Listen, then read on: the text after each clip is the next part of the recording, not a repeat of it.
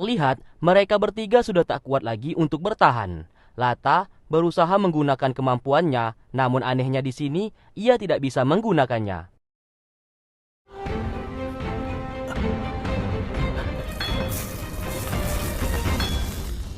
Muzi yang masih selamat berusaha untuk membantu mereka bertiga. Namun tiba-tiba Jining, Lata, beserta Yuer langsung menghilang, yang dimana kepala sekolah yang menyelamatkan mereka bertiga. 雪宫，师尊，师傅， Muzi yang melihat itu segera pergi ke suku Wu Jianmen karena mengira teman-temannya ditangkap oleh Raja Dewa. Di sana kepala sekolah mengatakan yang menyerang mereka adalah Raja Dewa. Yang mereka lihat tadi hanyalah sebuah ilusi yang diciptakan oleh Raja Dewa. Sementara di tempat lain, Julian dipaksa untuk menyerahkan jimat yang berada di dalam tubuhnya. Sebagai pertukaran, teman-temannya yang berada di luar akan diselamatkan. Julian yang tidak ada pilihan menuruti permintaannya. Sang ayah yang mendengarkan hal tersebut mencoba untuk melawan. Namun karena kekuatannya tak sebanding yang membuatnya tewas di tempat.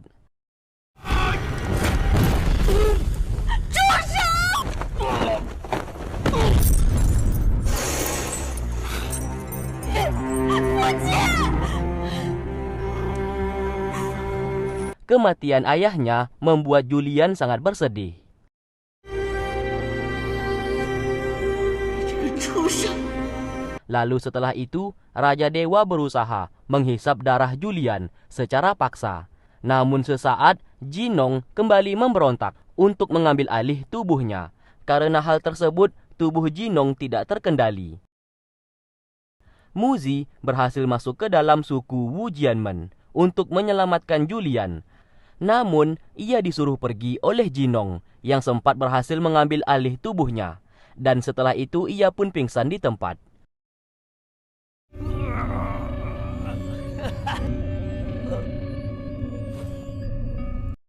Muzi lalu kembali ke sekolah untuk mengabarkan Jinong sepenuhnya telah dikendalikan oleh Raja Dewa. Bahkan Julian saat ini juga disandra. Ayah Julian juga tewas terbunuh. Kepala sekolah mengabarkan kalau Jining, Lata, dan Yuer sudah berhasil diselamatkan dan berada di dalam. Muzi menjadi tenang setelah mendengarkannya.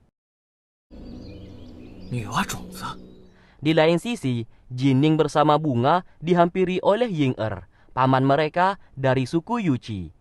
Kedatangannya ke sana untuk memberikan bantuan kepada sekolah dalam berperang melawan Raja Dewa. Melihat kehadirannya, Jining beserta Bunga menjadi sangat senang. Lalu setelah itu, Ying'er menemui kepala sekolah. Ternyata kedatangannya saat ini ingin memberikan sebuah kotak kecil, yang dimana Dewa Nuwa memberikan kepada suku Yuchi di saat dulu. Isi kotak tersebut akan membuat mereka menjadi tahu siapa benih yang diturunkan oleh Dewa Nuwa. 就在这盒子里面。 Dari kejauhan, Ketua Mingxi alias Sugiono ini melihat semuanya itu. Karena hal tersebut, setelah kepala sekolah pergi dari sana, secara diam-diam, Ketua Mingxi ingin mengambil kotak itu supaya ia bisa tahu siapa benih dari Dewa Nuwa.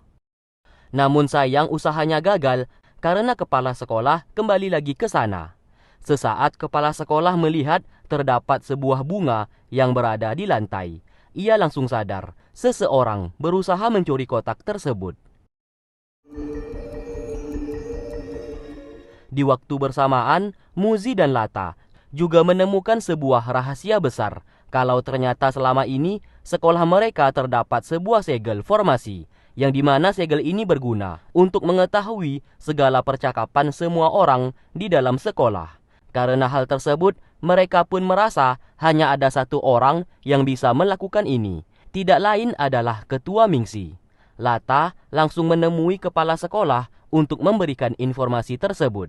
Namun kepala sekolah berkata kalau ia sudah tahu lebih dulu dan ia juga curiga kepada Ketua Mingxi. Karena segel formasi itu, kini apapun yang mereka bicarakan pasti akan ketahuan oleh si pemilik segel itu. Kepala sekolah meminta Lata untuk tidak usah mengurusi masalah internal di sekolah saat ini. Biarkan saja ia yang menyelesaikannya.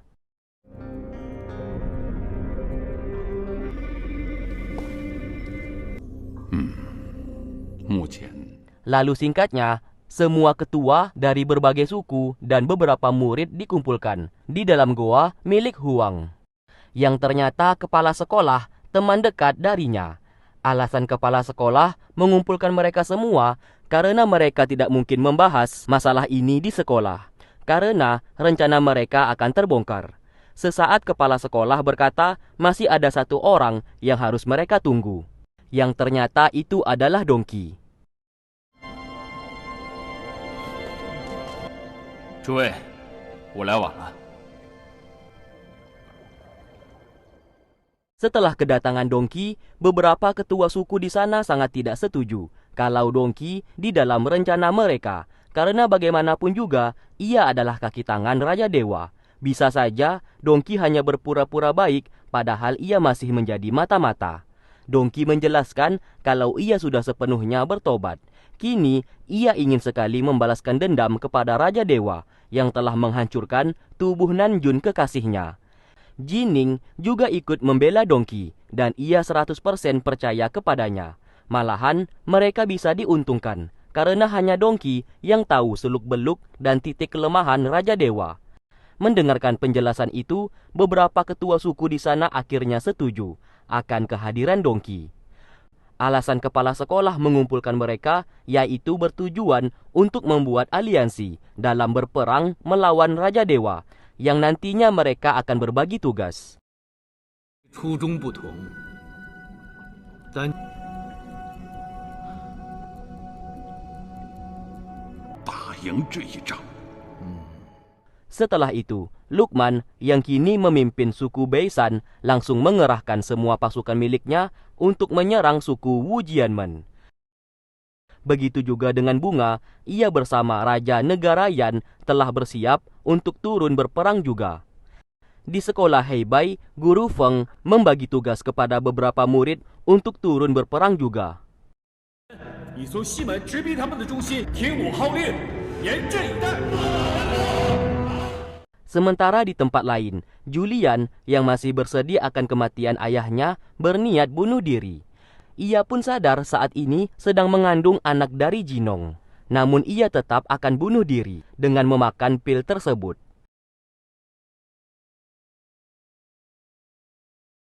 Tak lama kemudian, Jinong datang ke sana untuk meminta maaf apa yang telah diperbuat olehnya. Ia menjelaskan bukan dirinya yang membunuh ayahnya waktu itu, melainkan Raja Dewa yang telah merasuki tubuhnya, dan ia tidak tahu apa-apa. Karena setiap Raja Dewa merasuki tubuhnya, kesadarannya seketika menghilang, dan ia tidak ingat apa-apa. Julian menjawab, ia tahu apa yang dirasakan oleh Jinong. Ia juga tidak bisa 100% menyalahkannya. Oleh karena itu, supaya Jinong tidak terbebani lagi, ia akan bunuh diri. Dan seketika ia pun muntah darah.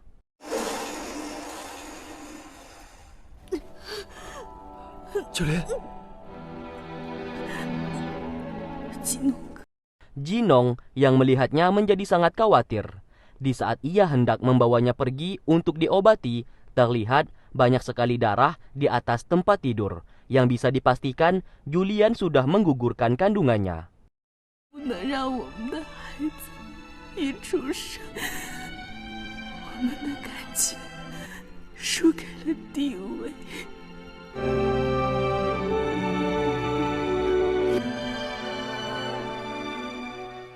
Di waktu bersamaan, Jining, Yu'er, dan Muzi sudah menyadari mata-mata yang berada di sekolah saat ini sudah pasti ketua Mingxi. Namun, mereka tidak memiliki cukup bukti untuk menuduh. Jining juga berpesan jangan sampai Lata mengetahui semuanya ini, karena bagaimanapun juga ketua Mingxi merupakan guru pribadi miliknya yang sangat ia hormati. Singkat cerita, penyerangan mulai dilancarkan. Terlihat kepala sekolah berada di sebuah goa untuk membuat sebuah segel di atas langit yang berguna menyegel kekuatan Raja Dewa. Goa itu dijaga oleh Jining beserta Yu'er. Di tempat lain, Guru Feng bersama Lata dan Muzi juga berjaga di wilayah tersebut. Jangan sampai ada seseorang yang mengganggu ritual kepala sekolah. Namun tiba-tiba, dengan secepat kilat, Ketua Mingxi yang menggunakan jubah hitam dan topeng langsung menyerang mereka bertiga dan mengikatnya menggunakan rantai.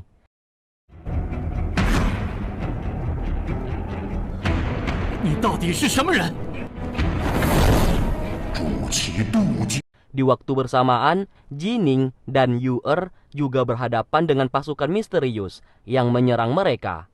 Sesaat, Jining meminta Yu-er untuk menjaga kepala sekolah, sedangkan ia akan mengejar pasukan tersebut. Ternyata itu hanyalah siasat dari Ketua Mingxi. Yu-er yang lengah langsung dibuat pingsan olehnya. Kedatangannya ke sana sudah dicurigai oleh kepala sekolah. Ia juga berkata, Ketua Mingxi tidak perlu menutupi wajahnya lagi, karena ia sudah tahu semuanya. Mendengarkan hal tersebut, Ketua Mingxi langsung membuka topengnya. Ia menjelaskan alasan ia bekerja sama dengan Raja Dewa demi kebaikan sekolah Heibai. Ia sangat membenci manusia di muka bumi ini, karena yang kuat selalu menindas yang lemah, dan tidak ada lagi kedamaian di dunia ini. Maka dari itu ia membantu Raja Dewa untuk menghancurkan umat manusia. Dan setelah itu, Ketua Mingxi berencana menyingkirkan Raja Dewa. Dengan begitu, sekolah Heibai menjadi penguasa, agar tidak ada lagi yang namanya orang kuat menindas orang yang lemah. Kepala sekolah setuju dengan niatnya tersebut, tapi ia juga tidak setuju apabila Ketua Mingxi membunuh umat manusia, karena orang-orang yang tidak berdosa akan menjadi korban. Ketua Mingxi tidak peduli akan semuanya itu. Yang terpenting, ia bisa memusnahkan semua orang dan memulai dunia yang baru. Karena kepala sekolah sangat tidak setuju mengenai rencananya tersebut, Ketua Mingxi meminta maaf dan segera membunuhnya di tempat.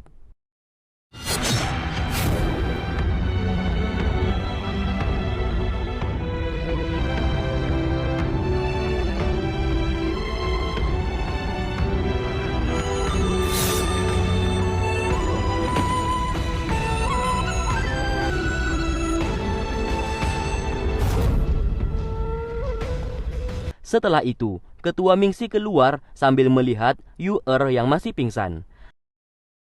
Tak lama kemudian, Jining yang kembali tak sengaja melihat Yu-er berlari sambil memegang sebuah pedang berlumuran darah.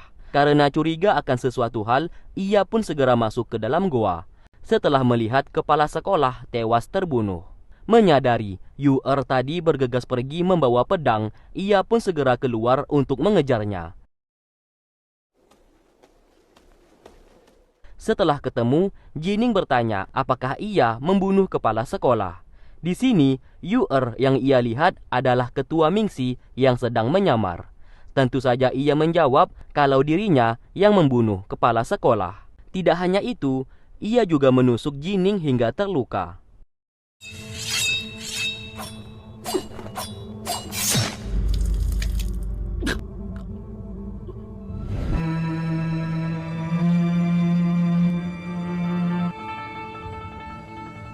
Lata langsung datang ke sana, yang membuat Ketua Mingxi yang sedang menyamar ini langsung pergi. Lalu setelah itu, Yu-er yang asli telah terbangun dan berada di sebuah tempat. Di sana ia melihat pria misterius itu sedang menyamar menjadi dirinya.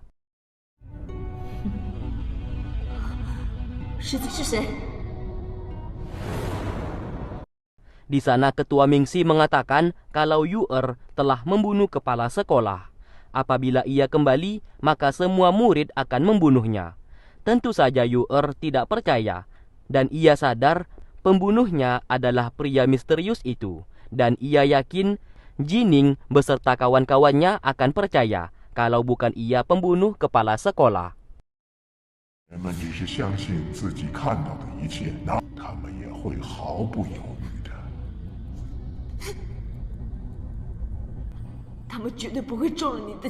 Terlihat semua murid beserta para guru sangat bersedih akan kematian kepala sekolah.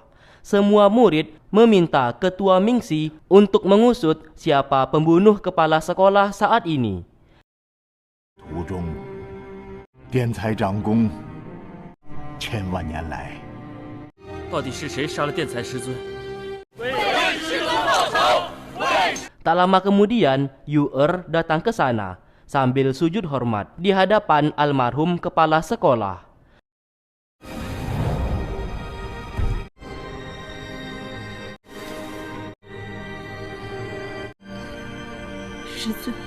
Jining berkata pembunuhnya adalah Yu-er dan ia akan membalaskan dendam.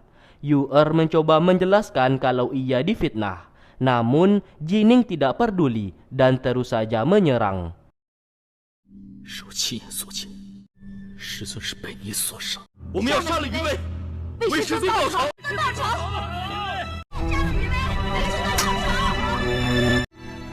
你就是我的仇人。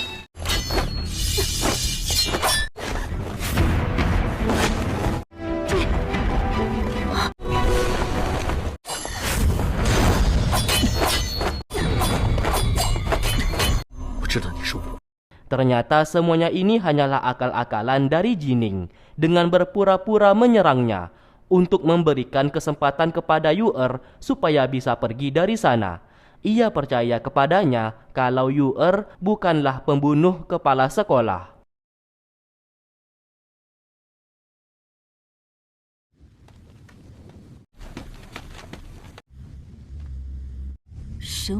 Karena tidak ada tempat untuk kembali, Yu-er mau tidak mau memilih untuk bekerja sama dengan Raja Dewa. Saat ini ia sudah diusir dari sekolah. Melihatnya seperti itu, Raja Dewa menjadi senang. Pintu suku Wu Jianmen terbuka untuknya. 不如你还是跟着我吧，你是比南军更强。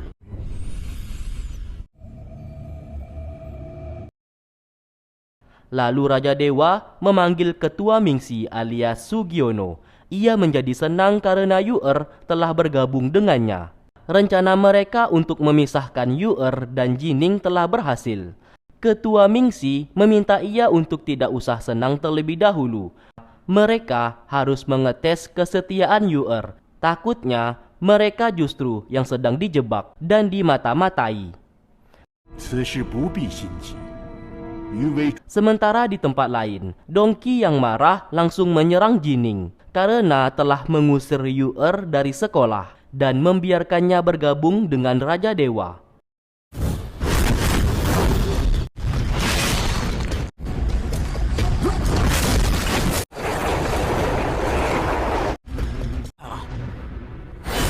Tak lama kemudian, Lata datang ke sana dan menjelaskan kalau semuanya ini rencana dari mereka bertiga. Mereka percaya bukan Yu-er pembunuh kepala sekolah, melainkan ada kaki tangan Raja Dewa. Maka dari itu, Jining sempat memberikan sebuah kertas kepada Yu-er dan isi kertas tersebut memintanya bergabung dengan Raja Dewa. Dengan begitu, Yu-er bisa mencari informasi siapa pria misterius tersebut. Mendengarkan hal itu, Dongki merasa lega. Ia berjanji akan membantu Yu-er di suku Wu Jianmen dan akan menyampaikan informasi apapun kepada mereka. Kembali ke Raja Dewa. Kini ia meminta Ketua Mingxi untuk membuatkan tubuh baru untuknya karena tubuh Jinong sangat lemah yang tidak mampu menampung kekuatannya. Ketua Mingxi menjawab, ia tak perlu khawatir karena ia saat ini sudah membuat tubuh yang berasal dari batu meteorit. Tinggal mengorbankan 500 jiwa manusia menjadi tumbal, maka tubuh tersebut bisa digunakan oleh Raja Dewa. Ketua Mingxi telah mengirim 500 murid sekolah miliknya yang akan dijadikan tumbal. Singkatnya, Julian yang berada di kamar melihat sebuah burung kecil terbang menghampirinya dan memberikan sebuah kantong kecil. Saat ia lihat, kantong kecil tersebut berisikan sebuah racun yang berasal dari teman-temannya. Julian dipinta untuk mencari sumber dari racun tersebut. Apabila berhasil, maka mereka bisa menemukan pria misterius kaki tangan Raja Dewa. 你放心，